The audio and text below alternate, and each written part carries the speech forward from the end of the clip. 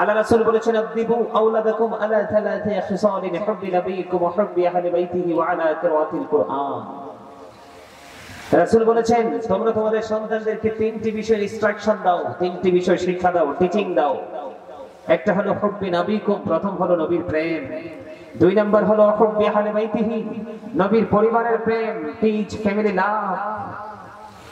তারপরে বলেছেন ওয়া আলা কিরাআতিল কুরআন, learn to recite the holy Quran. তোমরা তোমাদের সন্তানদেরকে তিনটি বিষয় শিখাও। কয়টি? একটা হলো নবীর প্রেম, একটা হলো নবীর পরিবারের প্রেম, আরেকটা হলো কোরআন তেলাওয়াত। আপনি যদি নবীর প্রেমিক হতেন তাহলে রাসূলের আদর্শকে অন্তরে লালন করার জন্য ওই সমস্ত মানুষগুলো খুঁজে বেড়াতেন। আজকে তো আপনি আমরা পৃথিবীর লোভে ব্যস্ত, এজন্য কিন্তু ওই জগতে ঢোকার সময় আমাদের নেই। এই জন্য আমাকে দুইটা বিষয় দেওয়া হয়েছে। একটা হলো কবরের আযাব, ভয়ঙ্কর আযাবটা কেমন হতে পারে পাপীদের, আর দুই নাম্বার হলো পবিত্রতা। আগে আমি আযাবটা নিয়ে আলোচনা করি, তারপর আমি পবিত্রতায় ঢুকবো। আপনারা সময় দিতে রাজি তো? সবাই সবাই সবাই কথা বলবেন না তো? যুবকদের কি, যুবকদের ইচ্ছা কি শোনা নাকি বাড়িতে চলে যাওয়া? মোবাইল আছে না, ফেসবুক ইউটিউব আছে না, এগুলো দিকে মন ঢুকছে নাকি মাহফিলে আছে? মাহফিলে আছে, আলহামদুলিল্লাহ বলেন। আর জোরে বন্ধুরে আমার, আপনাকে আমাকে জাহান্নাম থেকে বাঁচতে হবে, আমাদের পরিবারকেও জাহান্নাম থেকে বাঁচাতে হবে, অন্যথায় উপায় নাই। বলে হুজুর কেন গো এতটা হার্ড ভাবে কেন আপনি বলছেন, এতটা হার্ড ভাবে আপনি কেন বলছেন? এটা বলার কারণ হলো ও বন্ধু, আল্লাহ রাব্বুল আলামিন কোরআন শরীফে একবার স্পষ্ট করে বলে দিয়েছেন ইন্না বাতশা রাব্বিকা লাশাদীদ। The sieging of Allah is difficult. আল্লাহর ধরা, আল্লাহর পাকড়াও বড় শক্ত, বড় কঠিন। বলেছেন কে? ইন্নাল্লাহা সারিউল হিসাব। Allah is quick to take account. আল্লাহ হিসাব গ্রহণে অত্যন্ত তৎপর। আমার দিকে তাকান, আল্লাহ বান্দাকে ধরবে খুব শক্তভাবে, হিসাব নেবে খুব বন্ধ শক্তভাবে। কি হিসাব নেবে রে? আপনার যৌবন কালের হিসাব আল্লাহর কাছে দিতে হবে। আপনার জীবনের সময়গুলো কোন কোন কাজে ব্যয় করেছেন সেই জবাব আল্লাহর দরবারে দিতে হবে বন্ধু। আপনি অর্থ কোন পথে উপার্জন করেছেন এবং কোন পথে ব্যয় করেছেন সেই জবাব আল্লাহর দরবারে দিতে হবে। এবং দিন শিক্ষা অর্জন করে কতটুকু আমল করেছেন সেই জবাব আল্লাহর দরবারে দিতে হবে। বলে হুজুর কোনটাই অর্জন করতে পারেনি গো, তাহলে উপায় কি? উপায় হলো বন্ধু একটাই, ভয়ঙ্কর খবর। আমি কিন্তু নেগেটিভ দিকে যাচ্ছি, পজিটিভ দিবে না। কারণ বর্তমান যুগের মানুষগুলো ম্যাক্সিমামই নেগেটিভ, পজিটিভ মানুষ পাওয়া খুব মুশকিল। নেগেটিভ এন্ড পজিটিভ, ভালো এবং মন্দ, আলো এবং আধার, এখন বর্তমান সময়ে যে মানুষগুলো পাওয়া যায় এই মানুষগুলোর মধ্যে ম্যাক্সিমামই অন্ধকারে নিমজ্জিত। আপনারা মনে করেন না এই যে লাইট চলে গেছে, অন্ধকার হয়েছে, এই অন্ধকার বড় অন্ধকার না, সবচেয়ে বড় অন্ধকার হলো গোমরাহির অন্ধকার। দিনের শিক্ষা, দিনের জ্ঞান থেকে দূরে থাকা, এটার চেয়ে বড় অন্ধকার জগৎ আর কিছু নেই। কারণ এই যে লাইট চলে গেছে, আমরা কৃত্রিম পদ্ধতিতে আমরা কি করতে পারলাম, আবার কিন্তু আলোটা ফিরিয়ে আনতে পারলাম। কিন্তু গোমরাহি এমন একটা অন্ধকার, এখান থেকে ফিরে আসার কোনো সুযোগ নাই, আলোকিত মানুষ যদি জীবনে খুঁজে না পাওয়া যায়। ঠিক কিনা বলেন বন্ধুরি আমার?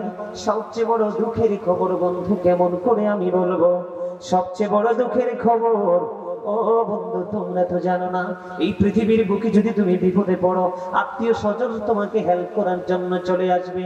তোমার ঘরে যদি খাবারটা না থাকে, তোমার পরিবার এরিয়ার কেউ না কেউ তোমার জন্য কোনো না কোনো খাবার নিয়ে হাজির হয়ে যাবে। দাবির গড়ের মানুষ কেমন করে বুঝাইলে বুঝবা বন্ধু, কেমন ভাবে বুঝাইলে বুঝবা আমি জানি না। কিন্তু ফিউচার বর্জক এতটা ভয়ঙ্কর বন্ধু, আমি বানিয়ে কোনো কথা বলতে চাই না, বলার অভ্যাস নাই। আমার নবী ছোট্ট একটা হাদিস শরীফ আপনাকে আমাকে ইনস্ট্রাকশন দিয়েছেন বন্ধু, গিফট করেছেন বন্ধু, সচেতন হওয়ার জন্য, আমরা যেন অ্যালার্ট হতে পারি। হাদিস শরীফটা হলো, আমার রাসূল বলেছেন, আল কবারু রাওজাতুম মিন রিয়াদিল জান্নাতি আও হুফরাতুম মিন হুফারিন নার। আমার নবী, আপনার নবী সরকারি মদিনা ইমামুল মুরসালিন রাহমাতাল লিল আলামিন, উম্মতের বিপদের কান্ডারি, শাফায়াতের কান্ডারি নবী আমাদেরকে বুঝিয়ে দিয়েছেন যে কবরটা দুইটা রূপ হবে। কয়টা? কবরটা একটা হবে জাহান্নামের একটা গর্ত, আর একটা হবে জান্নাতের একটা বাগান। তার মানে একটা মানুষের জন্য কবরটা হবে জান্নাতের একটা টুকরা, আর একটা মানুষের জন্য কবরটা হবে জাহান্নামের একটা গর্ত। রে দাবির গুড়ির মানুষ, তোমরা শোনো গো বন্ধু, আমার মা বোনদেরকে আজকে পায়ে ধরে বলবো গো মা, ও বোনেরা, আজকে ঘুমিয়ে না, হৃদয়ের জানালাগুলো খুলে শোনো, আমার আল্লাহ কি তথ্য দিয়েছে, অত্যন্ত ভয়ঙ্কর তথ্য। আল্লাহ রাব্বুল আলামিন বলেছেন, লা ইয়ামুতু, people will not die that day, সেদিন মানুষ মরতে পারবে না। আমার আল্লাহ বলেছেন, ফিহা ওয়ালা ইয়াহইয়া, সেদিন মানুষ বাঁচতেও পারবে না। ওয়া হুমান হাবিয়ুন, people will not be able to escape that day, সেদিন মানুষ সেখান থেকে পালিয়ে যেতেও পারবে না, অদৃশ্য হতেও পারবে না। বন্ধু, বিপদে যখন তুমি পড়ে যাবা, কবর যখন তোমার জন্য ভয়ঙ্কর হবে, তুমি পাপীদের অন্তর্ভুক্ত যখন হয়ে যাবা, তোমার পুরো দিক নেগেটিভ যখন হয়ে যাবে, পুরো ফিউচারটা তোমার প্রতিকূলে চলে যাবে, ও বন্ধু, বন্ধু, তখন তুমি কোনো বিপদগ্রস্ত হওয়ার পরে কোনো হেল্পার খুঁজে পাবা না, কোনো বন্ধু তুমি খুঁজে পাবা না। আবার আল্লাহ বলে দিয়েছেন, ওখানে তোমার মরারও কোনো সুযোগ নাই, আর মরতে পারবা না, আর বাঁচার তোমার কোনো সুযোগ নেই, তুমি বাঁচতেও পারবা না, চাইলে ওখান থেকে তুমি পালিয়েও যেতে পারবা না। জোরে জোরে বলেন আল্লাহু আকবার। বলো, হুজুর, আমি বাঁচতেও পারবো না, মরতেও পারবো না, পালাতেও আমি পারবো না, তাহলে আমার উপায় কি হবে? আপনারা মনে করবেন না আল্লাহ আপনাদেরকে উপাস রাখবে, যেটা আঞ্চলিক ভাষায় কি বলে, আপনারা কি বলেন? আমরা বলি উপাস, আঞ্চলিক ভাষা আপনাদেরকে বোঝার জন্য বলছি যে আপনাকে উপাস রাখবে এমনটি নয়। আল্লাহ রাব্বুল আলামিন ওই পাপীদের জন্য একটা খাবার, আমি ভয়ঙ্কর দিকে ধীরে ধীরে ঢুকছি, পাপীদের জন্য একটা খাবার বরাদ্দ করে রেখেছেন, সেই খাবারটার নাম হলো বন্ধু জাক্কুম। জাক্কুম, এটা কোরআনের খবর, এটা আমি বানিয়ে বলছি না, পৃথিবীর কোন আলেম বানিয়ে বলছে না, আল্লাহর কোরআন, যেটাকে বলা হয় ইংলিশে দাওয়াতি কোরআন, পবিত্র ধর্মগ্রন্থ কালামুল্লাহ শরীফের মধ্যে এসেছে। আমার আল্লাহ বলেছেন জাক্কুম জাহান্নামীদের জন্য বরাদ্দ। এটা এতটাই বিষাক্ত হবে, কি হবে? এটা এতটাই বিষাক্ত হবে, এতটাই ভয়ঙ্কর হবে। ও বন্ধু, এই বর্তমানে যদি ডাবিরগড়, এই ডাবিরগড় জামে মসজিদের সামনে যদি একটা ফোঁটা জাক্কুম পড়ে, কয় ফোঁটা? একটা ফোঁটা জাক্কুম যদি পড়ে রে বন্ধু, তাহলে গোটা পৃথিবীর মাটিটা বিষাক্ত হয়ে যাবে। কিয়ামত পর্যন্ত এই পৃথিবীতে কোনো শস্য জন্ম হবে না, কোনো ফসল ফলাদি জন্ম হবে না, আর এগুলো জন্ম না হলে কোনো সৃষ্টির পক্ষে বাঁচাও সম্ভব না, ঠিক কিনা বলেন? আমার এখানে আসার কারণ কি রে? এখানে আসার কারণ হলো, আপনি যখন এই ভয়ঙ্কর খাবারের তথ্যটা আপনাকে দেওয়ার কারণ, আপনি যখন জাহান্নামের মধ্যে পাপী লোকদের অন্তর্ভুক্ত হয়ে যাবেন, আপনাকে যখন জঘন্য এই জাক্কুম নামক খাবারটা খেতে দেওয়া হবে, আপনি সেদিন বাঁচতেও পারবেন না, মরতেও পারবেন না, পালিয়েও যাইতে পারবেন না, এবং বলতেও পারবেন না যে আমি খাবো না। ঠিক কিনা বলেন? আমার কথাকে বুঝে আসছে? এই গেল জাহান্নামীদের বন্ধু। আপনি ক্ষুধার্ত রাখবেন, আল্লাহ জাহান্নামীকে খাবার দিবে। কি দিবে? জাহান্নামীকে খাবার দিবে। প্রথমত কোরআন এসেছে এই জাক্কুমের খবর, এই বিষাক্ত খাবার আপনাকে খেতে হবে। আপনার সেদিন মরণ হবে না, বিষের যন্ত্রণায় পুরো শরীর আপনার চটপট চটপট করবে, ও বন্ধু বাঁচতে পারবেন না, মরতে পারবেন না, পালিয়ে যেতে পারবেন না। এই জীবন আপনার জন্য অনন্তকালের জন্য বরাদ্দ। এবার আসেন বলে হুজুর নদীর থেকে একটু ঘুরিয়ে নিয়ে আসবো। বন্ধুরে আমার, হাদিস শরীফের মধ্যে এসেছে আপনার নবী, আমার নবী সরকারে মদিনা, তিনি বলে দিয়েছেন বন্ধু, হাদিস শরীফের মধ্যে আরো একটা ভয়ঙ্কর খবর আমি পেয়েছি বন্ধু, তথ্যটা আপনাদেরকে দিব, ভয় লাগানোর জন্য নয়, আপনারা যেন এই খবরগুলো শুনে সচেতন হতে পারেন, অ্যালার্ট হতে পারেন, একজন সচেতন ব্যক্তি হিসাবে, সচেতন উম্মত হিসাবে আপনি কবরে যেতে পারেন। সেই জন্য আপনাকে বন্ধু এই তথ্যটা আমি দেব। শরীফের মধ্যে এসেছে আপনার নবী, আমার নবী জানিয়ে দিয়েছেন এই খাবারটার নাম হলো আরেকটা, সেটার নাম হলো তিনাতুল খাবার। আওয়াজ তুলে বলেন না নাউজুবিল্লাহ। আরে আরো জোরে বলেন না নাউজুবিল্লাহ, আরো জোরে। মন মতো আওয়াজ তো হয় নাই। আমি একটু আগে বলছি না আল্লাহ আপনাকে আমাকে কেন পাঠিয়েছেন, ভুলে গেছে তো আপনার মুসল্লি? আল্লাহর রাস্তা ব্যয় করার জন্য, জিকির করার জন্য। কি করার জন্য? এই যে নাউজুবিল্লাহ বলতে বলছি, নাউজুবিল্লাহর মানে বুঝেন? যদি বুঝতেন তাহলে গলা ফাটিয়ে বলতেন।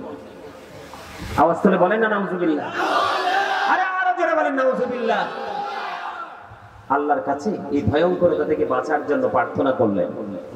দাদা ঠিক আছে? তিনাতুল খাবার, একটা মানুষের গায়ে যদি বন্ধু ঘামের গন্ধ পায় আরেকজন যায় না কাছে, ঠিক কিনা? একজন মানুষের মুখে যখন কোনো দুর্গন্ধ আসে তার মুখোমুখি দাঁড়িয়ে কেউ কথা বলে না। বন্ধু বাড়ির আগে না যদি কোনো ডাস্টবিন থাকে রে, এই এটাকে আউট করার জন্য মানুষ মরিয়া থাকে, কারণ দুর্গন্ধ সইতে পারে না, ঠিক কিনা বলে? ও বন্ধু, পৃথিবীর দুর্গন্ধ সইতে পারো না, ভিন্ন পন্থা তুমি অবলম্বন করতে পারো। হাদিস শরীফ দ্বারা প্রমাণিত হয়ে গেছে বন্ধু, আমার নবী বলেছেন জাহান্নামী যারা, নেগেটিভ পথের অন্তর্ভুক্ত যারা, তাদের জন্য আরেকটা খাবার বরাদ্দ করা আছে। ওই খাবারটার নাম হলো বন্ধু তিনাতুল খাবার। ইয়া রাসূলুল্লাহ, ইয়া হাবিবাল্লাহ, নবী গো, প্রাণের নবী গো, এই তিনাতুল খাবারটা কি গো নবী? এই তিনাতুল খাবারটা আমার নবী বলেছেন আরেকটা জাহান্নামীর নিংড়ানো রক্ত, পুজ অথবা ঘাম। জোরে জোরে নাউজুবিল্লাহ। পারবেন খেতে সেদিন জাহান্নামীদের খাবার? আর কোনোদিন শুনছেননি এই কথাগুলো? এই আলোচনা জীবনের কোনোদিন শুনছেন? শোনেন নাই? আজকে শোনেন বন্ধু, এই তিনাতুল খাবারটা একটা জাহান্নামীর নিংড়ানো রক্ত, পুজ অথবা ঘাম, এটা আরেকটা জাহান্নামীকে খাইতে দেওয়া হবে। ওই যে বলেছি, ওই দিন বলতে পারবেন না আমি খাবো না, ওই দিন বলতে পারবেন না মনিব মরণ দিয়ে দাও মরে যাব, ওই দিন তো মরতেও পারবেন না, ওই দিন বলতে পারবেন না মালিক আমাকে বাঁচাও না, আমি বাঁচতে চাই, মালিক তো আগেই জানিয়ে দিয়েছে আর বাঁচতেও পারবা না। বলে মালিক তুমি তো মনিব, ও মনিব তুমি তো রহিম রহমান, তোমার এই নামের সিফাত গুলো বড় মজাদার, আমাদেরকে এখান থেকে পালিয়ে যাওয়ার সুযোগ দাও। সেদিন কিন্তু পালাইবার কোনো সুযোগ থাকবে না। রে দাবির গোড়ের ভাই আমার বাবারা, যুবক সেদিন কি করবা? এই পৃথিবীর বুকে বন্ধু বান্ধব আত্মীয় স্বজন শুভাকাঙ্ক্ষের অভাব নাই, কিন্তু কবরে যখন যাওয়ার সময় হবে রে, মনে রাখবা তোমাকে মাটি দিতে অনেক বন্ধু আসবে না, কারণ বলবে আমার অনেক বড় ব্যস্ততা আছে, ঠিক কিনা বলেন? হয়তো বা মাটি দিতে কেউ না কেউ আসবে, কিন্তু কবরে রাখার পরে তোমার পরিবারের খোঁজ নিতে কেউ আসবে না, কারণ পৃথিবী অত্যন্ত নিষ্ঠুর এবং স্বার্থপর, ঠিক কিনা বলে? এই জন্য বলেছি বন্ধু, যখন তোমার পৃথিবীর কাজ করা প্রয়োজন তুমি তখন পৃথিবীর কাজটা করো, যখন তুমি অগ্রসর হয়ে যাও, তখন তুমি আল্লাহর গোলামিতে নিজেকে নিয়োজিত করো, তাহলেই হয়ে যাবে তুমি ধন্য। জোরে জোরে বলেন ঠিক না বেঠি? আর একটু মহব্বতে বলুন না ঠিক না বেঠি? বন্ধুরে আমার, এবার যদি একটুখানি আপনাদেরকে পজিটিভ দিকটা দেখাবো সিম্পল ভাবে, সামটাইম সিম্পল ভাবে একটু আপনাদেরকে মজাটা দেখাবো। বলে হুজুর মজাটা দেখানোর কারণ কি? কারণ এই কারণে দেখাবো, কারণ আপনারা তো এই মুহূর্তে জান্নাতের বাগানের মেহমান। সুবহানাল্লাহ বলেন না? যদি আমি একটু পজিটিভ দিকে যাই, আলোর দিকে যাই, তাহলে বন্ধু মজার খবর, আল্লাহ রাব্বুল আলামিন বলেছেন, ওই যে একটু আগে বলেছি, join with my dear people, come to my paradise ফাদখুলি ফি ইবাদি ওয়াদখুলি জান্নাতি।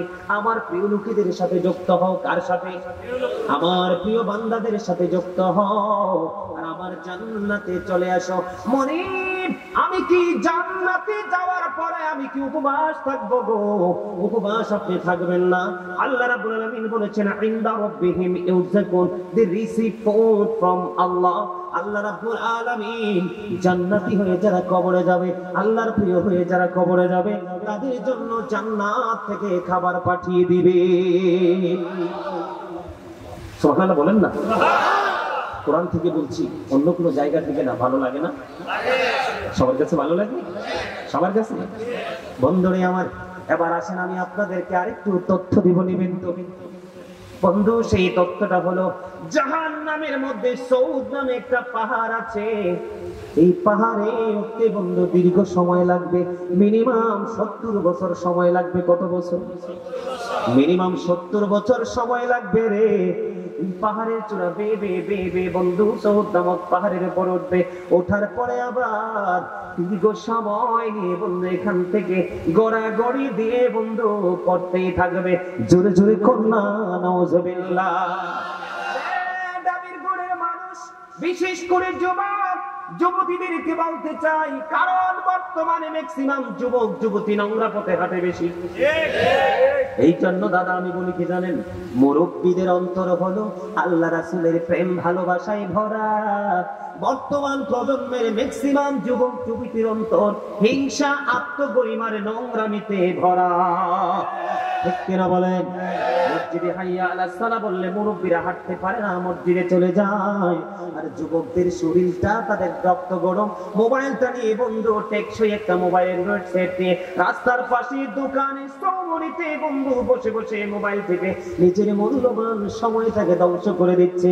কিন্তু যুবক জানে না এটার হিসাব আল্লাহর কাছে আনায় আনায় দিতে হবে। বাঁচতে পারবেন? মরতে পারবেন? পালাতে পারবেন? উপায় কি? জাহান্নামে কবরে হলো, কোরআনে হলো জাক্কুম, হাদিসে হলো কি? তিনাতুল খাবাল। মুখস্থ করেন না? তিনাতুল খাবাল। আর যদি এটা মনে রাখতে না পারেন, এটা মনে রাখবেন, আরেকটা জাহান্নামের নিংড়ানো রক্ত, পুজ অথবা ঘাম। নাউজুবিল্লাহ বলবেন না? নবীর কথা সত্য না মিথ্যা? 100% সত্য। সন্দেহ করলে তার ঈমান চলে যাবে। কথা বলেন না কেন? আমরা যখন কোরআন তেলাওয়াত করি, শেষে ফিনিশিং কি করি? সাদাকাল্লাহুল মাওলানাল আযীম ওয়া সাদাকা রাসূলুহুন নবিয়ুল হাবিবুল কারীম। আল্লাহর কথা যেমনি সত্য, আল্লাহর হাবিবের কথাও তেমনি সত্য, এতে বিন্দু পরিমাণ কোনো সন্দেহ নাই। জোরে জোরে বলুন না আলহামদুলিল্লাহ। বন্ধু, জাহান্নামীদের ভয়ঙ্করতার শেষ নাই রে বন্ধু। এতটা ভয়ঙ্কর হবে জাহান্নামীদের অবস্থা। বর্তমানে পৃথিবীতে যদি পানির তৃষ্ণা লাগে কি করেন? কথা কন না কেন? পাগল হয়ে যান পানির জন্য। আমি অনেক সময় দেখেছি পানির পিপাসায় একজন কৃষক পাগল হয়ে গেছে, কলেজা ফেটে মরে যাবে। পাশে একটা খালের মধ্যে পানি, আমি দেখেছি 2 হাত দিয়ে উঠে উঠে পানি পান করছে, কারণ তার এই মুহূর্তে পানির তৃষ্ণাটা এত বেশি, সইতে পারছিল না। এই আগুন নিভাইতে হলে তাকে পানি পান করতে হবে। ঠিক কিনা বলেন? বন্ধু গো, কেমন করে তোমাদেরকে ভয়ঙ্কর খবরগুলো আমি দিতে হবে, নাইলে আপনারা বুঝতে পারবেন না। কাল হাসরের দিন জাহান্নামী যখন পানির তৃষ্ণায় পাগল পারা হয়ে যাবে, পানির তৃষ্ণা সইতে পারবে না, কলিজা বন্ধ পেটে খান খান করে যাবে, হাহাকার শুরু হয়ে যাবে। আমার নবী জানিয়ে দিয়েছে শুনে রাখো রে, এত বেশি উত্তপ্ত গরম পানি তোমার মাথা দিয়ে ঢেলে দেওয়া হবে। নাউজুবিল্লাহ বলেন না। এত ভয়ঙ্কর উত্তপ্ত গরম পানি তোমার মাথার উপর দিয়ে ঢেলে দেওয়া হবে রে। এই পানিটা যখন তোমার মাথার উপর দিয়ে ঢেলে দেওয়া হবে, তোমার ভিতরে চলে যাবে। ভিতরে যখন চলে যাবে, তোমার ভিতরের যা কিছু আছে সবগুলো গলে লিকুইড হয়ে যাবে। লিকুইড বুঝেননি? লিকুইডের একদম সরল ভাষায় যেটা লিকুইডের সাধারণ অর্থ যেটা, সেটা হলো আপনারা কি জানি বলে জুস খাননি? জুস, ম্যাঙ্গো জুস খান না? প্রাণ ম্যাঙ্গো জুস পৃথিবীর সবার কাছে পরিচিত। কারণ আমি সৌদি আরবে যখন গিয়েছিলাম বললো, মক্কা মদিনা জিয়ারত করলাম, তখন দেখেছি মক্কা মদিনায় সব জায়গায় জুস আছে। এই যে জুসটা নরম না, লিকুইড পানি হলো একেবারে তরল নরম বন্ধু, পানি না, পানির চাইতে আরেকটু হার্ড। লিকুইডটা হলো ওই যে জুসের মতো বন্ধু। এই গরম পানি যখন ঢেলে দেওয়া হবে রে ও বন্ধু, তারপরে ভিতরটা সব বন্ধ গলে লিকুইড হয়ে যাবে। পায়খানা প্রস্রাবের রাস্তা দিয়ে ডাইরেক্ট সবগুলো বের হয়ে যাবে। ওই যে বলেছি, বাঁচতেও পারবা না, মরতেও পারবা না, পালিয়েও যেতে পারবা না। এই জন্য এখনই প্রয়োজন সচেতন হওয়া। ঠিক কিনা বলেন বন্ধুরে আমার? আপনাদেরকে বলি, আপনাদের ডাবের ঘরে সুদ খায় এমন লোক আসেনি? আমি কিন্তু কোন পাপের কোন সাজা সেই আলোচনা করছি না। আমি যদি কোন পাপের কোন সাজা সেই আলোচনা করতাম, তাহলে একটার পর একটা সিরিয়াল মেনটেন করে করে আমি বলতাম। আমি আপনাদেরকে সাধারণত বন্ধু একবারে অপরাধের কথাটা আমি আপনাদেরকে বলে দিতে চাই। বর্তমানে বাংলাদেশের সবচেয়ে বেশি দুইটা জিনিস ছড়িয়ে পড়েছে। একটা হলো বন্ধু ঘরে ঘরে বাড়ি বাড়ি সুদ। এই সুদখোরদের নির্যাতনে বন্ধু অতিষ্ঠ হয়ে গেছে গ্রামের গরিব মানুষ। সুদখোরেরা জানে না আমার নবী যখন মেরাজে গেল বন্ধু, জান্নাত পরিদর্শন করেছে, জাহান্নাম পরিদর্শন করেছে। জাহান্নামের দিকে যখন গেলেন, জাহান্নামের দিকে নজর দিয়ে চাইয়া দেখে এক একটা মানুষের পেট এক একটা ঘরের মতো বড় বড়। জোরে জোরে কন্যা নাউজুবিল্লাহ। আপনারা দেখবেন সুদখোরের পেট কিন্তু বেলুনের মতো ফুলতে থাকে, কারণ সেই গরিব নিরহ অসহায় মানুষের রক্ত চষে নিচ্ছে। এই জন্য বন্ধু তার বডিটা অভিশপ্ত বডিতে রূপান্তরিত হয়ে যায়। আপনারা হাসবেন না, আমি হাসির জন্য বলছি না, আপনাদেরকে অ্যালার্ট করার জন্য, আপনাদেরকে সচেতন করার জন্য বলছি। ও বন্ধু তোমরা জানো না, ইন্না জাহান্নামা কানাত মিরসাদ। আসেনি দাদা? জাহান্নাম ওট পেতে বসে আছে জাহান্নামীদেরকে গ্রাস করার জন্য। জাহান্নামীদেরকে গ্রাস করার জন্য জাহান্নাম একেবারে শক্ত ওট পেতে বসে আছে। কখন জাহান্নামীকে পাবো গো, আর কখন আমি তাকে চিবিয়ে ধরতে পারবো? আওয়াজ তোলে বলেন না নাউজুবিল্লাহ। মানুষ কেমন করে এতটা নিকৃষ্ট হতে পারে? মানুষ কেমন করে তার পরকালকে বলতে পারে? কেমন করে তোমার বাড়ির আঙিনায় কত কবর আছে রে, তোমার চোখের সামনে কত মানুষ মারা যায়, শুধু মার্কিন সাদা কাপড় পরে তাকে কবরে রাখা হয়। ঠিকানাটা হয় কারো পুকুর পাড়ে, কারো বাঁশবাগানে। আর নসিব যদি ভালো হয়, খুশ নসিব যদি হয়, তাহলে মসজিদের 40 হাত ভিতরে কারো কারো কবর হয়, আবার কারো কারো কবর হয় মদিনায়। ঠিক কিনা বলে বন্ধু? কেমন করে ভুলে যাও রে অল্প একটা সময়ের জন্য। সূরা আলে ইমরানের 185 নম্বর আয়াতে আমার আল্লাহ বলে দিয়েছেন, মাল হায়াতুদ দুনিয়া ইল্লা মাতাউল গুরুর। এই দুনিয়ার জীবনটা একটা ধোঁকা ছাড়া, প্রতারণা ছাড়ার কিছুই না। বলছে কে? আল্লাহ। আমি বলার কোনো দক্ষতা নাই বন্ধু। আমি আপনাদেরকে যেটা বলতে চেয়েছিলাম, জাহান্নাম ওট পেতে আসে আপনাকে আমাকে, পাপীদেরকে গ্রাস করার জন্য বন্ধু। আমি ছিলাম সুদখোরের কাছে। কার কাছে? সুদখোরের কাছে। আমার নবী দেখতেন এক একটা মানুষের পেট এক একটা ঘরের মতো বড় বড়। এবার জিবরাইল জিব্রাইলকে একটা ডাক দিয়ে বলল, ভাই জিব্রাইল, বলো না এই বড় ঘরের মতো বড় বড় পেট ওরা মানুষগুলো এরা কারা? এবার জিব্রাইল বলতেছে, ইয়া রাসূলুল্লাহ, ইয়া হাবিবাল্লাহ, নবী গো, প্রাণের নবী গো, এটা হলো আপনার কথিত নামধারী কিছু সুদখোর, ঘুষখোর, অন্যের হক মেরে মেরে খায়, এই ধরনের উম্মত গুলো। আমার নবী বলতেছে, রে জিব্রাইল, আমি তার পেটটার দিকে নজর দিয়ে চাইয়া দেখলাম, তার পেটের মধ্যে নারী বুড়ি কিছুই দেখা যায় না, আমি শুধু দেখতে পাই ভয়ঙ্কর বিষাক্ত সাপ গুলো আমি দেখতে পাই। আর নাউজুবিল্লাহ বলেন না, আরো জোরে জোরে। নবী মেরাজে গিয়ে দেখছে, ওই যে বললাম বাঁচতেও পারবেন না, মরতেও পারবে না, পালাইতেও পারবে না। বন্ধু কি উপায় হবে রে? এই দুনিয়ার টাকা পয়সা, ধন দৌলত, বাড়ি গাড়ি সবগুলো দিয়ে যাবেন আপনার বিবিকে, আপনার সন্তানগুলোকে। বন্ধু আপনারা জানেন না, একটু মন দিয়ে আমার কথাগুলো বন্ধু শোনেন, সন্তানদেরকে দিয়ে যাবেন। আপনারা জানেন কিনা জানি না, ইতিপূর্বে সে আলোচনা শুনছেন কিনা জানি না, আপনাদেরকে আজকে বলে দেয়, আমি কোট করে দিচ্ছি আপনাদেরকে। কোরআন শরীফের 19 পারা সূরা শুআরা, সূরার নাম হলো সূরা শুআরা, এটার 88 নাম্বার আয়াত। আল্লাহ রাব্বুল আলামিন কি বলেছে? ইয়াউমা লা ইয়ানফাউ মালু ওয়ালা বানুন, কাল কিয়ামতের দিন আপনার ধন সম্পদ, সন্তান সন্ততি, এগুলো কোনো কাজে আপনার আসবে না। কেন তাহলে? দুইটা টাকা বৃদ্ধি করার জন্য। ও বন্ধু, সুদের মাধ্যমে, ঘুষের মাধ্যমে, পরের হক মারার মাধ্যমে কেন এত টাকার পাহাড় গড়ছো? তুমি তো চলে যাবা, তোমার সন্তান এগুলো আরামে ভোগ করবে, কিন্তু এটার পাপের ভাগ তোমার স্ত্রী বা সন্তান কেউ নিবে না। জুরি জুরি বলেন না নাউজুবিল্লাহ। আমি আপনাদেরকে বলবো বন্ধু, এই সুদ নামক অভিশাপ থেকে বের হয়ে আসুন, এই সুদ নামক নোংরামি থেকে বের হয়ে আসুন। আপনাদেরকে আমি বলি, আমি গুনাহগার। আজকে একটা সত্য কথা বলবো, আমাকে অনেক মানুষ প্রশ্ন করে, বন্ধু আমার জীবনে পুরো জীবনটা জুমার দায়িত্ব পালন করতে করতে করতে করতে পার করেছি, এই জীবনে কোন মসজিদের মুসল্লি বলতে পারবে না যে কোন জুমার দিনে কারো ঘরে গিয়ে আমি এক গ্লাস পানি খেয়েছি। কারণ আমি জানি না কে সুদ খায়, কে ঘুষ খায়, কে পরের হক মারে। এই জন্য জিহ্বাটাকে একেবারে কন্ট্রোল করে ফেলেছি। জিহ্বাকে বলেছি, যতই সুস্বাদু খাবার দেখো, জীবনে কোনোদিন খাবার দেখে লাভ দিও না, কারণ আমার এই জিহ্বাতে আমার জানাশোনা, আমার কনফিডেন্স, আর আমি অন্যের ঘরের খাবার আমি কোনোদিন মুখে দিব না।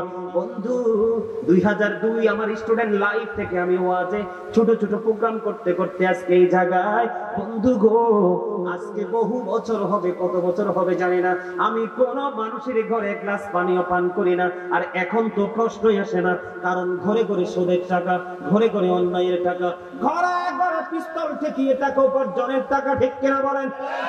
আমার কথা আপনাদের বুঝে আসে কি আসে না? সামুর ইবনে জুনদুব রাদিয়াল্লাহু তাআলা আনহু থেকে হাদিসখানা বর্ণিত, অনেক লম্বা হাদিস। এই হাদিস শরীফ থেকে একটা অংশ আমি আপনাদেরকে কোট করে দিচ্ছি। বন্ধু আমার নবী একদিন কি করলেন, নবী বলতেছেন, আমি স্বপ্নে দেখতেছি রহমতের ফেরেশতা আমার কাছে এসেছে, এসে ওনারা আমাকে নিয়ে সফরে বের হলো। অনেকগুলো দৃশ্য নবী দেখেছেন। অত লম্বা হাদিস আমি বলতে পারবো না, হাদিসটা ব্যাখ্যা করতে মিনিমাম লাগবে 1.5 ঘন্টা একটা হাদিস শরীফ। বন্ধু এখান থেকে ছোট্ট একটা জায়গা তুলে এনেছি আমি। আমার নবী বললেন, আমি চেয়ে দেখলাম রক্তের একটা নদী, এই নদীর মধ্য দিয়ে সাঁতার কেটে কেটে একজন মানুষ কুলে আসতে চায়, পারে আসতে চায়। যখন মানুষটা সাঁতার কেটে কেটে কুলে আসতে চায়, আমি নজর দিয়ে চাইয়া দেখলাম চারপাশ ঘিরে ফেলেছে আরো কিছু মানুষ, বড় বড় পাথর হাতে নিয়ে। লোকটা যখন এই দিক দিয়ে কুলে আসতে চায়, তাকে পাথর নিক্ষেপ করে, ওই দিক দিয়ে যখন কুলে আসতে চায়, তাহলে ওই দিক দিয়ে পাথর নিক্ষেপ করে, ওই পার দিয়ে যখন সে কুলে আসতে চায় রে, তাকে পাথর বন্ধ নিক্ষেপ করতেছে, কোনোভাবে সে কুলে আসতে পারতেছে না। আমার নবীজি ফেরেশতার সঙ্গীদের সঙ্গে গেল, ওনাদেরকে প্রশ্ন করলো, আগন্তুক আপনারা বলে দেন এই মানুষটা কে গো, কেনই বা সে বারবার চেষ্টা করতেছে? আর রহস্যময় নদী হলো রক্তের নদী। কিসের নদী? রক্তের নদীতে সাঁতার কাটছে, কুলে আসতে চায়, সে আসতে পারে না। কেন গো সে আসতে পারে না? এবার ফেরেশতারা বলে দিল, নবী, নবী গো, এই মানুষটা হলো পৃথিবীর মানুষের রক্তচোষা মানুষ, এই মানুষটা পৃথিবীর সুদখোর। জোরে জোরে বলেন না নাউজুবিল্লাহ। বন্ধু যেই ব্যক্তি সুদের মাধ্যমে 1টি টাকা উপার্জন করলো সে যেন তার গর্ভধারিণী মায়ের সাথে 36 বার যেন সে জিনা করলো। আরো জোরে বলেন না নাউজুবিল্লাহ। 1টা টাকা যে ব্যক্তি সুদের মাধ্যমে জেনে বুঝে সুস্থ মস্তিষ্ক উপার্জন করলো সে যেন তার গর্ভধারিণী মায়ের সাথে বন্ধু 36 বার জিনা করলো। 1টি টাকা যিনি উপার্জন করলো তার নামাজ রোজা হজ যাকাত কোনদিন আল্লাহর দরবারে কবুল হবে না। আমি আপনাদেরকে আরো তথ্য দিতে চাই বন্ধু, এগুলো আমার কথা না, আমার নবীজির পবিত্র জবান মোবারকের কথা। আমার নবী বলে দিয়েছেন বন্ধু, যিনি সুদ খায়, যিনি সুদ খাওয়ার জন্য কাউকে সাহায্য করে, কি করে আছে না, কেউ আছে না ইসলাম লেখে, কেউ আছে না লাঠিয়াল বাহিনী, টাকাটা কেউ না দিলে তাকে মেরে ধরে টাকাটা উদ্ধার করে, এইরকম আছে না। এমনি করে করে সুদখোরকে যে আংশিক ভাবে বন্ধু সাহায্য করবে, সবাইকে সমান সাজা দেওয়া হবে, কাউকে ছাড় দেওয়া হবে না। আমার নবী বলে দিয়েছেন বন্ধু, তুমি যদি জানো কোন মানুষ জুলুম করতেছে কোন মানুষের উপর, তুমি যদি বুঝো কোন মানুষ মানুষের উপর অত্যাচার করতেছে, কোন মানুষ মানুষের উপর নিপীড়ন চালাচ্ছে, তুমি জানার পরেও বোঝার পরেও তুমি কি করলা? 500 টাকার জন্য একটা বড় মাছ কিনে দেওয়ার জন্য, 2 কেজি 1 কেজি বা আধা কেজি শুটকি কিনে দেওয়ার জন্য, অথবা তোমাকে একটা ভালো সুন্দর জামা কিনে দেওয়ার জন্য, পৃথিবীর সাময়িক সময়ের জন্য সুবিধা পাওয়ার আশায় একজন অপরাধীকে, একজন জালিমকে, একজন সুদখোরকে, একজন ঘুষখোরকে তুমি জেনে বুঝে সাপোর্ট দিয়েছো। আমার নবী বলেছে তুমি সঙ্গে সঙ্গে মুসলমান থেকে তুমি খারিজ হয়ে গেছো, তুমি আর মুসলমান নাই। আওয়াজ তোলে বলেন না নাউজুবিল্লাহ, আরো জোরে বলেন না নাউজুবিল্লাহ। আপনাদেরকে বন্ধু এই তথ্যগুলো আগে শুনছেন কিনা আমি জানি না, আজকে আপনাদেরকে জানাইতে যাই। আজকেও আসার সময় বন্ধু কিতাব দেখে এসেছি বন্ধু, কারণ আমার পড়াশোনা অনেক অনেক বেশি পছন্দ, আমি পড়াশোনা করতে বেশি পছন্দ করি, এটা আমার ভালো লাগে এবং ভালোবাসার একটা জায়গা। বন্ধু আমার জীবনে আমার সঙ্গে ছেলের আছে, আমার জীবনে কোনো প্রয়োজন ছাড়া আমি বাসা থেকে বের হই না, কোনো বন্ধু বান্ধবকে আমি সময় দেই না, যেইটুকু সময় আমি আমার পড়াশোনা নিয়ে আমার গুরুত্বপূর্ণ কাজ নিয়ে ব্যস্ত থাকি। কারণ হলো জাহান্নামে যেতে হলে মানুষের আরেকটা পাপ মানুষ খুব সহজে করে। আল্লাহ রাসূল বলেছেন পৃথিবীর অবস্থা যখন ইসলামের প্রতিকূলে চলে যাবে, বিশেষ যদি জরুরি কোনো কাজ তোমার না থাকে, তাহলে তুমি ঘর থেকে বাসা বাড়ি থেকে বের হইও না। বলে হুজুর কেন বের হব না? কারণ পৃথিবীতে এখন নোংরামি চতুর্দিকে ছড়িয়ে পড়েছে, এর মধ্যে অনেকগুলো নোংরামি আছে, এর মধ্যে নোংরামিটা ধরা পড়ে কোথায়? চোখে। নোংরামিটা চোখে যখন আসে, এটা চোখ থেকে ট্রান্সফার হয়ে আপনার আত্মার মধ্যে বাসা বাঁধে। কথা বলেন, আমার কথা কি বুঝে আসতেছে? এটা মনের ঘরে ঢুকে, কোথায় ঢুকে? মনের ঘরে ঢুকে। মনের ঘরে ঢুকার পরে বন্ধু আপনার নফসটাকে এটাকে কলুষিত করার চেষ্টা করে। মানুষের মনের ঘরে যখন নোংরামি থাকে, সে শারীরিকভাবে মানসিকভাবে নোংরা কাজে সম্পৃক্ত হয়। এই জন্য তুমি তোমার চোখ দুটোকে নিচু করে হাঁটতে হবে। তুমি যদি তোমার চোখের দৃষ্টিকে কন্ট্রোল করতে পারো, আমার নবী বলেছেন ওই চোখের দৃষ্টি যে ব্যক্তি কন্ট্রোল করতে পারবে, আমি নবী তার জান্নাতের দায়িত্ব নিয়ে নিলাম। জোরে জোরে বলেন না সুবহানাল্লাহ। বন্ধু তোমরা জানো না, শুধু এখানে শেষ নয়, আমাকে যদি উনি বলতো যে হুজুর কোন পাপের কোন সাজা সেই বিষয় নিয়ে বলেন, তাহলে অনেক লম্বা একটা উপহার দিতাম। তবে অসুবিধা নাই, অনলাইন থেকে কালেক্ট করবেন বন্ধু। আপনাদেরকে আরেকটা তথ্য দিই, জাহান্নামীদেরকে কিন্তু আল্লাহ পিটানোর জন্য হাতুড়ি বানায় রাখছে। কি বানায় রাখছে? হাতুড়ি চিনেননি? হাতুড়ির চরিত্র কি কত বলতে পারেন না? মানে হাতুড়ির কাজ কি? সোজা কথা, যে কোনো জিনিসকে লেভেল করতে হলে হাতুড়ির প্রয়োজন, ঠিক কিনা বলেন? তার মানে হাতুড়ির কাজ হলো, ন্যাচারাল কাজ হলো শুধু পিটা। কথা ঠিক না ভাই? আরে দাবির গড়ে যুবক, যদি তোমরা বিবেকবান হও, আল্লাহ যদি তোমাদের উপর সহায় হয়, তোমাদের বিবেকটাকে যদি আমার আল্লাহ প্রসারিত করে দেয়, তাহলে আজকের ওয়াজের পরে কোনোদিন তোমরা পথভ্রষ্ট হবা না, এটা আমার বিশ্বাস। কারণ মানুষের জীবন কখন পাল্টায় আমি জানি না। আমি একটা গজল, আমি তো একজন রাইটার, আমার সিনায় গজলের অভাব নাই। কিছুদিন আগে এক ভদ্রলোক আমাকে ফোন করেছে, মনে হয় 7-10 দিন হবে সম্ভবত। ভদ্রলোক ফোন করে বলে আমি একটা গজল গাইছিলাম, বলবো? আপনারা কি গজল পছন্দ করেন? গজলটা ছিল এইরকম, 40 কদম হাটিয়া আসবি রে সজন, মুনকার নাকির হাজির হইবে রে তখন। ঘুমটা খুলিয়া সওয়াল মুসলিম ভাই, ঘুমটা খুলিয়া সওয়াল করিবেন তখন। 40 কদম হাটিয়া আসবে রে সজন, মুখস্থ করেন না।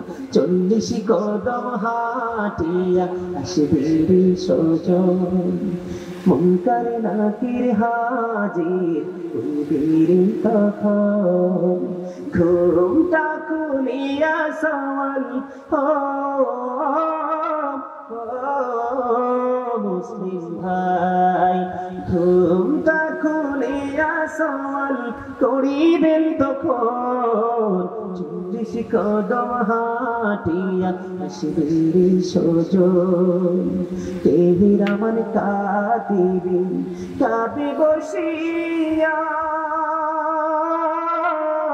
সকল কর্ম লিখিতেছে হুকুম নিয়া, আল্লাহর হুকুম নিয়া।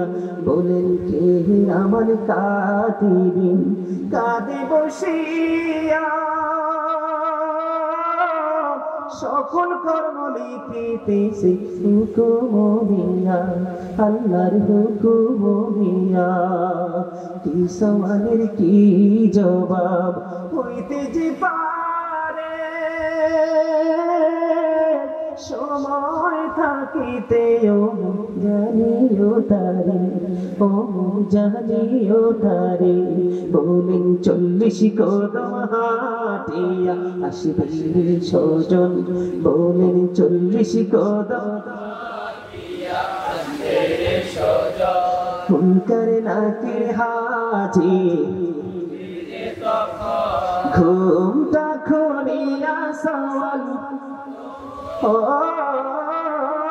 মুসলিম ভাই, ঘুমটা খুলিয়া সওয়াল করিবেন তখন।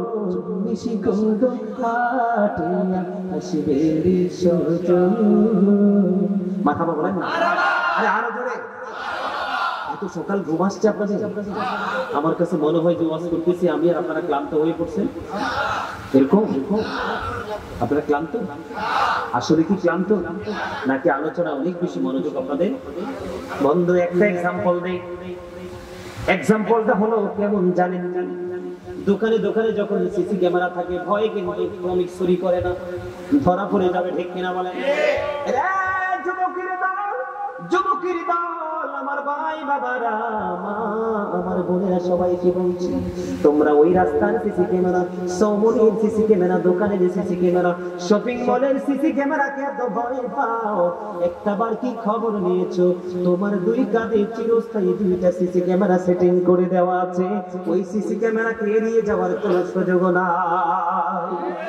বন্ধু, যাদের পরকালের ভয় আছে তারা সিসি ক্যামেরাকে ভয় পায়, ঠিক কিনা বলে? এখানে সব কিছু বন্ধু নোট হয়ে যাচ্ছে। 1 ইঞ্চি পরিমাণ নোট বন্ধু রং হবে না, আবার 1 ইঞ্চি পরিমাণ বাদও দিবে না, ঠিক কিনা বলে?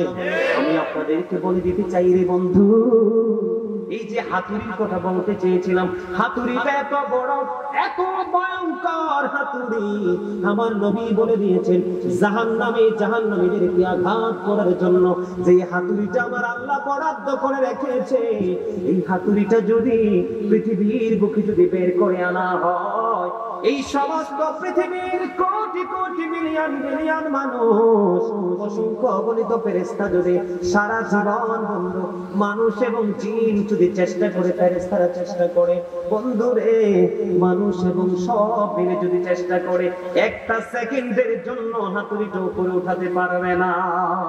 এত ভয়ঙ্কর, যেটা চলবে খোদার কুদরতি ইশারায়। আপনারা সবাই জানেন আগুনের খবর, ঠিক কিনা বলেন? এই যে চুলায় যে রান্না করে আগুন লাগলে কি হয়? টিভিতে দেখেন না, অনলাইনে যে আগুন লাগে কি হয়? আগুন লেগে পড়ে সব ছাই হয়ে যায়। কিন্তু জাহান্নামীদেরকে পোড়ানোর জন্য যে আগুনটা বরাদ্দ, সেটার খবর কি কোনদিন আপনি নিয়েছেন বন্ধু? এটা এত ভয়ঙ্কর আগুন রে। হযরত আবু হুরায়রা রাদিয়াল্লাহু তাআলা থেকে হাদিস কানা বর্ণিত, আমার নবী বলে দিয়েছেন জাহান্নামীদেরকে পোড়ানোর জন্য যে আগুনটা আল্লাহ রাব্বুল আলামিন বরাদ্দ করে রেখেছেন, জাহান্নামের আগুনকে 1000 বছর বন্ধু তাপ দিয়েছেন, আগুনের রং হয়ে গেছে বন্ধু সাদা। আমার আল্লাহ চিন্তা করে দেখলো এইটা এভাবে করলে হবে না, এত ভয়ঙ্কর পাপী হবে আল্লাহর বান্দা। আল্লাহ কয় 1000 বছর তাপ দিলাম, আগুনের রং হয়ে গেল সাদা, এটা উপযুক্ত হবে না তাদেরকে পোড়ানোর জন্য। তাহলে কি করতে হবে? আল্লাহ রাব্বুল আলামিন আরো 1000 বছর তাপ দিলেন, আগুনের রং হয়ে গেল বন্ধু লাল। আল্লাহ কয় এটাও হবে না, আরো 1000 বছর বন্ধু তাপ দিলেন, আগুনের রং হয়ে গেল পুরো কালো। এক এক করে 1000 বছর, 2000 বছর, 3000 বছর বন্ধু আগুনটাকে জ্বালিয়ে আল্লাহ রাব্বুল আলামিন বর্তমানে কালো করে বরাদ্দ করে রেখেছে। পৃথিবীতে যে আগুনটা বন্ধু আপনারা ব্যবহার করছে, ওই আগুনের চাইতে কমপক্ষে 69 গুণ আরো বেশি পাওয়ারফুল হবে জাহান্নামের আগুন। ওই যে বলেছি পরে পরে পরে পরে চামড়াটা কি হয়ে যাবে, লিকুইড হয়ে যাবে। আর একটা জাহান্নামীকে, একটা জাহান্নামীর পোড়া যে লিকুইড গোশতগুলো, রক্তগুলো, ঘামগুলো, এগুলো আরেকটা পাপীকে, আরেকটা জাহান্নামীকে খাইতে দেওয়া হবে। বাঁচতে পারবা না, মরতে পারবা না, পালাতেও পারবা না। জাহান্নামের পাহারাদার ফেরেশতার নাম হলো মালিক। চিৎকার করতে করা খুনের চাইতে বড় জঘন্য অপরাধ। এই অপরাধ থেকে আপনাকে আমাকে বেঁচে থাকতে হবে, ঠিক কিনা বলে? তাহলে বন্ধু আমরা একটু পরিত্রাণ পাবো। বন্ধুরে আমার, কাল কিয়ামতের দিন আপনারা জানেননি, নারী পুরুষ সবাই কিন্তু উলঙ্গ থাকবে। তাদের পরনে কিন্তু কোনো পোশাক থাকবে না, থাকবে? আপনারা দেখেন মানুষ যখন মারা যায় তার পছন্দের কোনো পোশাক নিয়ে যেতে পারে না। ও বন্ধু, মা আয়েশা সিদ্দিকা রাদিয়াল্লাহু তাআলা আনহা নবীকে প্রশ্ন করলো, ইয়া রাসূলুল্লাহ, ইয়া হাবিবাল্লাহ, নবী গো, প্রাণের নবী গো, এই যে নারী পুরুষ যে কাল কিয়ামতের দিন, হাসরের দিন উলঙ্গ থাকবে, নারী পুরুষ উলঙ্গ থাকবে, তারা কি একজন আরেকজনের দিকে নজর দেবে না? আমার নবী জানিয়ে দিয়েছে রে আয়েশা, এত ভয়ঙ্কর হবে রে সেই দিনটা, সবাই আপন আপন চিন্তায় বিভোর হয়ে থাকবে, কেউ কারো দিকে নজর দেওয়ার কোনো সুযোগ থাকবে না। জোরে জোরে আল্লাহু আকবার। জাহান্নাম অত্যন্ত ভয়ঙ্কর। আমি আপনাদেরকে ছোট্ট করে একটা টপিক দিয়েছি, তারপরে তো পার হয়ে গেছে 1 ঘন্টা। জাহান্নামকে ভয় করতে হবে, হিসাব দিতে হবে, সে ভয় করতে হবে, সময়গুলো কোন কোন কাজে ব্যয় করেছে আল্লাহর কাছে জবাব দিতে হবে, সে চিন্তা করতে হবে।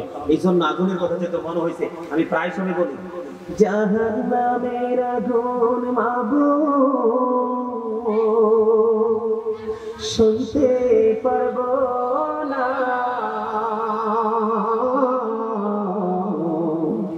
দুনিয়াতে নৌকা কান্দাইয়া আখিরে কান্দাইও না, বলে জাহান্নামের আগুন মাবুদ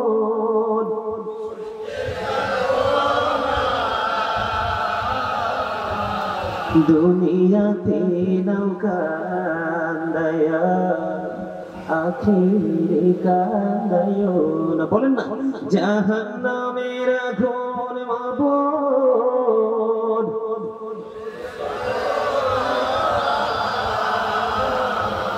দুনিয়াতে নৌকা কান্দাইয়া আখিরে কান্দাইও না। জোরে জোরে বলুন মারহাবা, আরো জোরে বলেন মারহাবা। পৃথিবীতে যারা ভয়ঙ্কর পাপ করে তারাও কিন্তু জাহান্নাম চায় না, ঠিক কিনা বলেন? এই জন্য বন্ধু আল্লাহ রাব্বুল আলামিন বলেছেন, ইয়া আইয়ুহাল্লাযীনা আমানুত্তাকুল্লাহা হাক্কা তুকাতিহি ওয়া লা তামুতুন্না ইল্লা ওয়া আনতুম মুসলিমুন। আল্লাহ বলেছেন, হে ইমানদারগণ, তোমরা আল্লাহকে ভয় করার মতো ভয় করো, আর পরিপূর্ণ মুসলমান না হইয়া কবরে আইসো না। আল্লাহকে ভয় করতে হবে, ভয় করার মতো, তার মানে যথাযথ ভয় করতে হবে, আর পরিপূর্ণ ইমানদার মুসলমান না হইয়া মৃত্যুবরণ করিও না। ঠিক কিনা বলেন? আল্লাহকে ভয় করবেন তো? আল্লাহকে ভয় করলে লাভ কি জানেন? আল্লাহ বলেছেন আল্লাযীনা আমানু, যারা ঈমান এনেছে। আল্লাহ বলেছেন আল্লাযীনা আমানু, যারা ঈমান এনেছে, ওয়া কানু ইয়াত্তাকুন, এবং তাকওয়া অবলম্বন করেছে। লাহুমুল বুশরা, তাদের জন্য সুসংবাদ, ফিল হায়াতিদ দুনিয়া, দুনিয়ার জীবনে, ও ফিল আখিরা, এবং পরকালের জীবনে। জোরে করুন সুবহানাল্লাহ। চমৎকার খবর না? আল্লাহ কি বলেছেন? তোমরা ঈমান আনো, ঈমান আনার পরে, ঈমানদার হওয়ার পরে তোমরা কাকে? আল্লাহকে ভয় করো। যদি তোমরা আল্লাহকে ভয় করতে পারো, তাহলে তোমাদের জন্য সুসংবাদ দিয়েছে দুনিয়াতেও আখিরাতেও। জোরে জোরে বলেন সুবহানাল্লাহ। আরো জোরে বলেন সুবহানাল্লাহ। একটু মহব্বতে বলেন সুবহানাল্লাহ। সুবহানাল্লাহ ওয়া বিহামদিল্লাহ, লা ইলাহা ইল্লাল্লাহ। সুবহানাল্লাহ ওয়া বিহামদিল্লাহ, লা ইলাহা ইল্লাল্লাহ, লা ইলাহা ইল্লাল্লাহ, লা ইলাহা আরশ কুরসি লৌহ কলম সৃষ্টি জাহান হোসিলা। আরশ কুরসি লৌহ কলম সৃষ্টি জাহান হোসিলা। যে আল্লাহ খুশি হইয়া নাম রাখলেন হাবিবুল্লাহ। সুবহানাল্লাহ, আলহামদুলিল্লাহ, লা ইলাহা ইল্লাল্লাহ, লা ইলাহা ইল্লাল্লাহ, লা ইলাহা ইল্লাল্লাহ। আরশ কুরসি লৌহ কলম সৃষ্টি জাহান হোসিলা। যে আল্লাহ খুশি হইয়া নাম রাখলেন হাবিবুল্লাহ। সুবহানাল্লাহ, আলহামদুলিল্লাহ, লা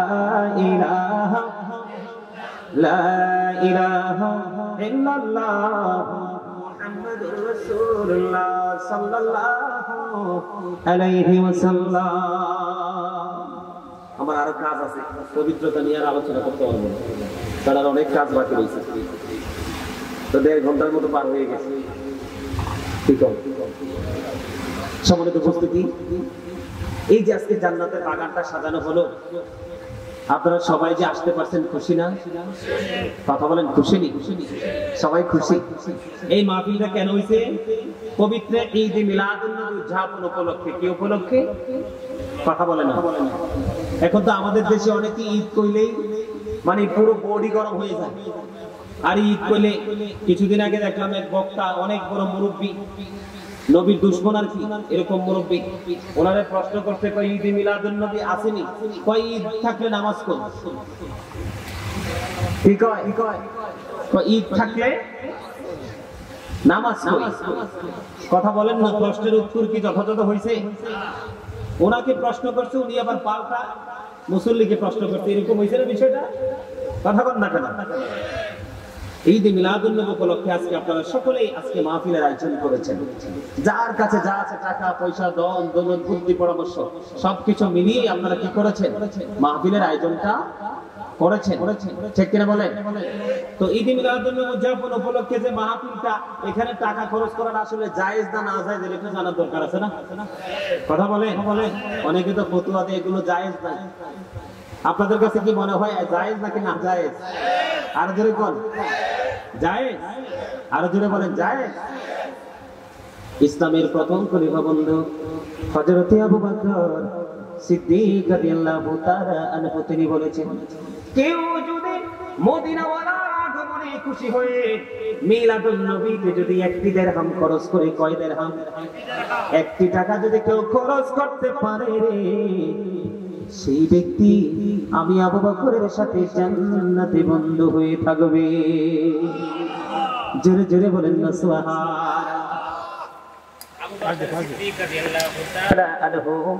তিনি হলেন ইসলামের প্রথম খলিফা, ঠিক কিনা? আলহামদুলিল্লাহ। কারেন্ট আসছে না আজকে, তাও ভালোই। কারেন্ট তো এখন বেশি বেশি যায়, কম কম থাকে, ঠিক কিনা? না এরকম না, যাইতে বেশি পছন্দ করে, থাকতে বেশি পছন্দ করে না, কিন্তু কারেন্টটা বুঝে না যে হে না থাকলে আমরা অসুবিধা হয়, ঠিক কিনা বলো? একটু কি বলবো ঈদ মিলাদুন নবী নিয়ে? বলবো। আবু বকর সিদ্দিক রাদিয়াল্লাহু তাআলা তিনি বক্তব্য দিয়েছেন, কেউ যদি একটি দিরহাম তার মানে একটি টাকা যদি কেউ খরচ করতে পারো নবীর আগমনে, ঈদ মানে হলো খুশি, মিলাদ মানে হলো নবীর জন্ম বৃত্তান্ত, শুভ আগমন, নবীর বেলাদত, আপনারা আমরা উম্মত হিসেবে নবীকে পেয়ে খুশি না বেজা? মনে মনে বল খুশি না? তো ঈদের অর্থ কি? খুশি। ঈদ অর্থ কি? আনন্দ। ঈদ অর্থ কি? ফিরে আসা। ঈদ অর্থ কি? প্রত্যাবর্তন করা। এটাই তো নবীর আগমনে খুশি হয়ে কেউ যদি মিলাদুন নবীতে একটি টাকা খরচ করে, আবু বকর সিদ্দিক রাদিয়াল্লাহু তাআলা আনহুর সাথে জান্নাতে বন্ধু হয়ে থাকবে। বন্ধুরি আমার আর মজার খবর হলো, আমিরুল মুমিনিন হযরত ওমর রাদিয়াল্লাহু তাআলা তিনি বলে দিয়েছেন, কেউ যদি অনেক বেশি উচ্চ মর্যাদার সাথে আলোক সজ্জা করে, সুন্দর করে, ডিজাইনেবল করে যদি মিলাদুন নবী উদযাপন করে, সে যেন ইসলামটাকে জিন্দা করে দিল। হযরত উসমান জিন্নুরাইন রাদিয়াল্লাহু তাআলা যিনি রাসূলের দুই কন্যার মালিক হয়েছিলেন, ঠিক কিনা? বন্ধুরি আমার তিনি বলে দিয়েছেন, যে ব্যক্তি ঈদ মিলাদুন নবীতে একটি দিরহাম খরচ করবে, অনেক সুন্দর করে তার মতো করে ঈদ মিলাদুন নবী উদযাপন করবে, সে যেন বদর এবং হুনাইনের যুদ্ধে অংশগ্রহণ করলো। বন্ধুরি আমার হযরত আলী ইসলামের চতুর্থ খলিফা, মা খাতুনে জান্নাত ফাতেমার প্রাণের স্বামী, ইমাম হাসান হুসাইন দুই ভাই, তাদের সুযোগ্য পিতা, ঠিক কিনা বলেন? এদের পিতা হযরত আলী রাদিয়াল্লাহু তাআলা বলেছেন, কেউ যদি মদিনাওয়ালার প্রেমে পড়ে ঈদ মিলাদুন নবীতে একটি দিরহাম খরচ করে আনন্দের সাথে যদি উদযাপন করে, ওই ব্যক্তির মরণ হবে ঈমানের সাথে, কাল হাসরের দিন বিনা হিসাবে সে জান্নাতে যেতে পারবে। তাহলে ঈদ মিলাদুন নবী উদযাপন করার দরকার আছে না নাই? পক্ষে আছেন কি নাই? হযরত হাসান বসরি রাদিয়াল্লাহু তাআলা আনহু তিনি বলেছেন, এখানে মদিনায় গিয়েছেন, কেউ আসেননি, মদিনা শরীফ জিয়ারত করেছেন, এমন কেউ আসেননি এখানে? এই যে আমার চাচা হাত তুলেছে, আপনি গেছেন, হাত তোলেন না কেন? সোজা করে হাত তুলেন, সবাই দেখো। উনি মদিনাতুল মুনাওয়ারা সফর করে এসেছে বন্ধু। ওই যে আমার চাচার একজন আছে, মদিনা রাসূলের রওজার চারপাশে যে পাহাড়গুলো দেখেছেন, এগুলো বড় না ছোট? কথা কয় না? উহুদ পাহাড় কি ছোট না বড়? উহুদ পাহাড়ের মতো বড় পাহাড় আর নাই রে বন্ধু। হযরত হাসান বসরি রাদিয়াল্লাহু তাআলা আনহু তিনি বক্তব্য দিয়েছে, আমার দুইটা আঁখি দিয়ে আমি প্রাণ ভরে দেখেছি উহুদ পাহাড়, কারণ জীবনে ছোট্ট থাকতে অনেক শুনেছি উহুদ পাহাড়ের খবর, উহুদ পাহাড় দুইটা আঁখি দিয়ে প্রাণটা খুলে দেখেছি যে বন্ধু। হযরত হাসান বসরি তিনি বলেছে, রে পৃথিবীর মানুষ, যুবকের দল, কত কথিত মৌলবী বের হয়েছে, নবীর দুশমন, নবীর কথা শুনলে তাদের গায়ে আগুন লেগে যায়, নবীর প্রেমের গন্ধ পাইলে তাদের মাথাটা নষ্ট হয়ে যায়। এই জন্য তোমাদেরকে বলছি, হযরত হাসান বসরি রাদিয়াল্লাহু তাআলা তিনি বলেছেন, আমার কাছে যদি উহুদ পাহাড় পরিমাণ যদি স্বর্ণ থাকতো, আমি নবীজির মিলাদের সবগুলো খরচ করে দিতাম। সুবহানাল্লাহ বলেন না? আজকে আমরা যে আলোচনা করতেছি নবীর এই যে আগমন মিলাদে খুশি হয়, আমরা যে আলোচনা করতেছি সবাই সম্মিলিত ভাবে না? বন্ধুরে আমার, আব্দুল্লাহ ইবনে আব্বাস রাদিয়াল্লাহু তাআলা উপস্থিত মুসল্লিগুলোদেরকে নিয়ে নবীর আগমন নিয়ে তিনি আলোচনা করতেছেন। ঠিক এমন মুহূর্তে আমার নবী এসে তার আলোচনা শুনে ফেলেছেন। সুবহানাল্লাহ। আমার নবীর সঙ্গে সঙ্গে বলে দিয়েছেন, খাল্লাতু লাকুম শাফাতি। হে আব্বাস, আব্দুল্লাহ ইবনে আব্বাসকে একটা ডাক দিয়ে বলল, তোমাদের জন্য আমি নবীর সুপারিশ ওয়াজিব হয়ে গেল। বলে, হুজুর আপনি প্রত্যেকটা সাহাবী থেকে, আল্লাহ রাসূলের প্রিয়দের থেকে আপনি মিসাল দিয়েছেন, এক্সাম্পল দিয়েছেন, কোরআনে কি এটার খবর নাই? সূরা ইউনূস বাংলাদেশের অনেক মৌলবী নবীর মিলাদের দলিল পায় না। আমি আপনাদেরকে বলে দিই, আপনারা লিখে রাখেন অথবা মুখস্থ করেন অথবা ফোনে রেকর্ড করেন, বাড়ি গিয়ে তালাশ করবেন। কোরআন শরীফে একটা সূরা আছে, সূরার নাম সূরা ইউনূস। সূরা ইউনূসের ৫৮ নম্বর আয়াত আয়াতে আল্লাহ রাব্বুল আলামিন বলে দিয়েছেন কুল বিফাদলিল্লাহি ওয়া বিরাহমাতিহি ফাবিযালিকা ফালিয়াফরাহু ওয়া খায়রুম মিম্মা ইয়াজমাউন। তার মানে কি, তার অর্থ কি?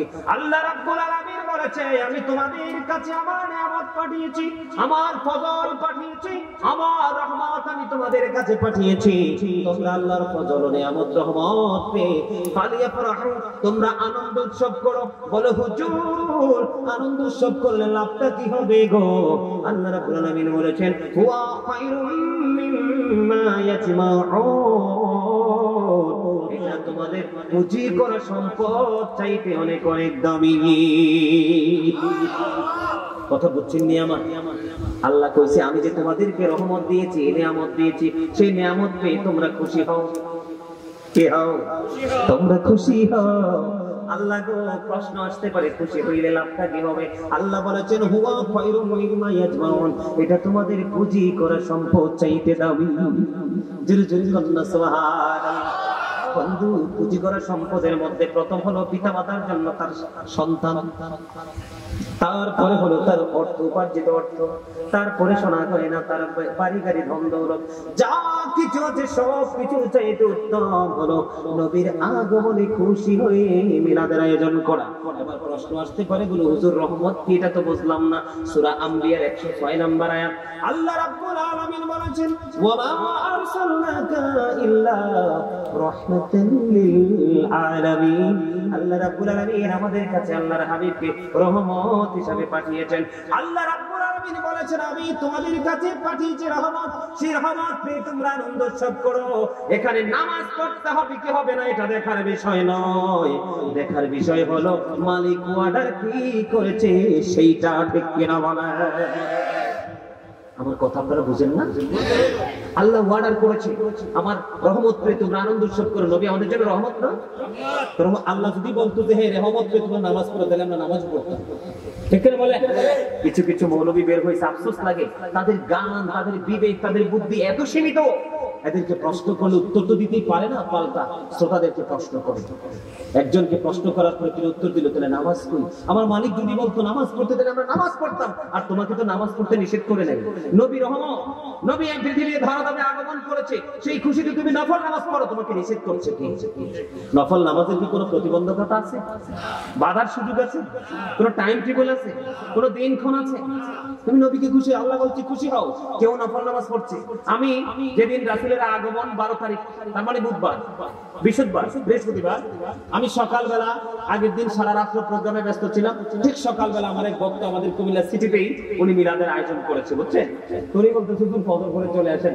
আমি বললাম দেখেন সারা রাত্র জাগ্রত থেকে আলোচনা করে ফজর করে আসতে পারবো না, শরীর টায়ার্ড লাগবে। হুজুর তাহলে সকাল করে আসেন, 8টায় আসেন। আসার পরে যাওয়ার পরে বলতেছে হুজুর আমার নবী তো সকাল সকাল নাও দিন না ওরা এমন সময় নবী পৃথিবীতে আগমন করেছে, এই জন্য এই তারিখে আমি এই সময়টাতে মিলাদটা পড়াইতে চাইছিলাম। যাওয়ার পরে দেখলাম ঈদের দিনে আমরা যা আয়োজন করি তার চেয়ে বেশি আরো আয়োজন। আমি বললাম এত আয়োজন কেন? কয় হুজুর নবী যদি না আসতো আমরা আসতাম, আর আমরা যদি না আসতাম তাহলে আল্লাহ ঈদুল ফিতর, ঈদুল আজহা আমাদেরকে দিত না। তাহলে ঈদুল ফিতর, ঈদুল আজহার দিনে চাইতে খুশি, তার চেয়ে বেশি খুশি হওয়ার কথা আপনার আমার নবীকে পেয়ে, ঠিক কিনা বলেন? সেই জন্য আমি খুশি হয়ে আসছি ঈদের দিনে। আমার সাথে যতটুকু কুলিয়েছে ততটুকু আমি কি করেছি? আয়োজন করেছি, মিলাদের আয়োজন। জোরে জোরে বলুন সুবহানাল্লাহ। এখন বলবে অনেকে তো আবার ফতোয়া দেয় যে মানুষকে খাওয়ানো কি বেদাত। হাদিস শরীফ খুলে দেখেন, আল্লাহর কাছে দুইটা জিনিস সবচেয়ে বেশি পছন্দের, একটা হলো পরিচিত হোক অপরিচিত হোক মুসলমানকে দেখা মাত্র সালাম দিয়ে দেওয়া, আর মানুষকে তৃপ্তির সাথে খাইয়ে দেওয়া। সুবহানাল্লাহ। কেউ বন্ধু নবীর মিলাদে খুশি হয়ে শুকরিয়াতার নামাজ পড়েছে, কেউ আবার রোজা রেখেছে, কেউ আবার ফ্ল্যাগ হাতে নিয়ে রাস্তায় রাস্তায় মোড়ে মোড়ে আহলান সাহলান জানিয়েছে নবীকে। যার মনে যেমনি চেয়েছে তেমনি আনন্দ উল্লাস করেছে। আল্লাহ বলেছেন ফালিয়াফরাহু, তোমরা আনন্দ উৎসব করো। যার বিবেক যতটুকু ধরেছে, যার চিন্তা যতটুকু ধরেছে। আমি আজকে আসার সময়, আজকে জুমার নামাজে আমি শুনলাম আমাদের বাসার পাশে মসজিদের খতিব সাহেব আলোচনা করতেছে, উনি নাকি শুনেছে যে জুলুস নাকি বিদআত। নাউযুবিল্লাহ। এখন জুলুস যদি বেদা হয়, জুলুস মানে হলো কি, জলসা মানে হলো একই জায়গায় বসা এবং দাঁড়িয়ে এবং বসে কোনো ইবাদতকে সম্পন্ন করা, এটা হলো কি জলসা, ঠিক কিনা বলেন? জুলুস বলে কোনটাকে যেটা বিভিন্ন স্থান পরিদর্শন করে সমাপ্ত করা হয়, এটাকে বলা হয় জুলুস, ঠিক কিনা বলেন? যেমন নামাজ হলো আল্লাহর জিকিরের জলসা, আর হজ হলো আল্লাহর জিকিরের জুলুস। নামাজ একই জায়গায় দাঁড়িয়ে বসে সম্পন্ন করি, এই জন্য এটার নাম হলো জলসা। আর হজ আমরা বিভিন্ন জায়গা পরিদর্শন করে সম্পন্ন করি, এই জন্য এটা হলো জুলুস। বলে হুজুর, জুলুস যদি বেদাত হয়, তাহলে ওনাকে আমি, ওই বুদ্ধিজীবীকে আমি, ওই বিবেকবান বিবেকহীন মানুষটাকে আমি প্রশ্ন করতে চাই। ফাতেমা বিন সুলাইমান রাদিয়াল্লাহু তাআলা তিনি বলেছেন, আমার নবী যখন পৃথিবীর বুকে কদম মোবারক বাড়িয়ে দিলে, তখন আমি দেখতে পেলাম আকাশের তারাগুলো জমিনের এত বেশি কাছাকাছি চলে এসেছিল, আমার কাছে মনে হয়েছিল সমস্ত তারাগুলো আমার উপরে এসে পড়বে নবীর আগমনের খুশিতে। আমি কি এগুলো বানিয়ে বলছি? কথা বলেন না। মা আমিনার চক্ষু বন্ধ, কি কেরে সেই নাশা অতিথি, ওনাকে আমন্ত্রণ জানানোর জন্য গুরুস্কুটা সৃষ্টি বিকুল হয়ে আছে রে। গগনে গগনে তারাগুলো ছোটাছুটি করছে। ও বন্ধু হর পরীরা পুষ্প বৃষ্টি নিক্ষেপ করার জন্য দিনাগ্রহ হয়ে আছে। ওই দিক দিয়ে জান্নাত ছেড়ে আদম আলাইহিস সালামের স্ত্রী মা হাওয়া জান্নাত ছেড়ে মা আমিনার নিভৃত কুটিরের মধ্যে সে হাজির হয়ে গেছে। ও বন্ধু, হযরত ঈসা নবীর মা মরিয়ম এসে হাজির হয়ে গেছে, হযরত ইসমাঈল আলাইহিস সালামের মা এসে হাজির হয়ে গেছে। মা আমিনা চক্ষু খুলে দেখে চাঁদ যেন তার চোখের সামনে তার কোলের মধ্যে ঢোল খাচ্ছে। জোরে জোরে কন্যা সুবহানাল্লাহ, আর জোরে জোরে কন্যা সুবহানাল্লাহ। আমরা নবীকে ভালোবাসতে জানি না, নবীর সাথে শুধু নাফরমানি করতেই শিখেছি। কারণ নবীজি আসার পরে রব্বি হাবলি উম্মতি বলে আল্লাহকে ডাক দিল, আল্লাহ গো আমার উম্মতগুলোকে আমার হাওলা করে দাও। এর উম্মত ইদাবির ঘরের যুবক যুবতী, আমার ভাই বাবারা, মা বোনেরা, তোমাদেরকে বলে যাই, আজকের মাহফিলকে সাক্ষী রেখে আমি বলে যাই, গাজী সুলাইমান একদিন সবার দেখা হবে হাসরের ময়দানে। তোমরা মনে রাখবা, আল্লাহর হাবিব কাল কিয়ামতের দিন তোমাদের জন্য, আমাদের জন্য জবানে একটা শব্দ শুধু উচ্চারিত হবে, রব্বি সাল্লিম রব্বি সাল্লিম রব্বি সাল্লিম। আল্লাহ গো আমার উম্মতগুলোকে তুমি নিরাপদে রাখো। সেই নবী দুনিয়াতে এসে তোমার জন্য সাহায্য চাইলো, যেই নবী কাল বিপদের দিনে তোমার জন্য সাহায্য চাইবে, ওই নবীকে ভালোবাসে খুশি হওয়া দরকার নাকি তাকে ইনকার করা দরকার? আপনাদের সাধারণ বিবিকে কি বলে, নবী আসাতে আপনারা খুশি হবেন না বেজার হবেন? যা করবেন সব কিছু 100%, এটার মধ্যে বিন্দু পরিমাণ কোনো গলদ নেই। এই জন্য বলি বন্ধু, নিজ মিলাতে একলা বসে লিখছি নবীর শান, কতটুকু লিখবো যে আমি না ফরমান। নিজ মিলাতে একলা বসে লিখছি নবীর শান, কতটুকু লিখবো যে আমি না ফরমান। আমরা না ফরমানি শুধু দিন রাত করছি, নবীর মর্যাদা ভালো করে দিচ্ছি না। যুবক মনে রাখবা, শুধু তুমি সুস্থ মস্তিষ্কে বিবেকবান হওয়ার পরে কোনো না কোনো ভাবে যদি তুমি নবীর শানের ইজ্জতের চাদর ধরে টান দাও, তুমি 100% বেঈমান হয়ে যাবা। তোমার নামাজ, রোজা, হজ, যাকাত কোনো কিছু কাজে লাগবে না। কারণ নবীকে আঘাত করা, নবীকে কষ্ট দেওয়া, নবীকে বকা দেওয়া, চিন্তার দ্বারা, বুদ্ধির দ্বারা, সাপোর্টের দ্বারা, জবান দ্বারা, এগুলো কুফরি। এগুলো কেউ করলে সে কোনোদিনও মুসলমান হতে পারে না, ঠিক কিনা বলেন? এই কারণে হযরতে আলী রাদিয়াল্লাহু তাআলা থেকে হাদিস বর্ণিত, আমার নবী বলে গেছেন, ক্বালা মান সাব্বা নাবিয়্যা ফাকতুহু ওয়া মান সাব্বা সাহাবী ফাদরিবুহু। আমার নবী বলে গেছেন, কেউ যদি নবীকে গালি দেয়, নবীর শানে আঘাত করে, ইজ্জতের চাদর ধরে টান দেয়, উম্মত আমি তোমাদেরকে অর্ডার করলাম, সঙ্গে সঙ্গে তাকে তুমি হত্যা করে ফেলো, যেমনি হত্যা করেছিল ওমর তার বাবাকে।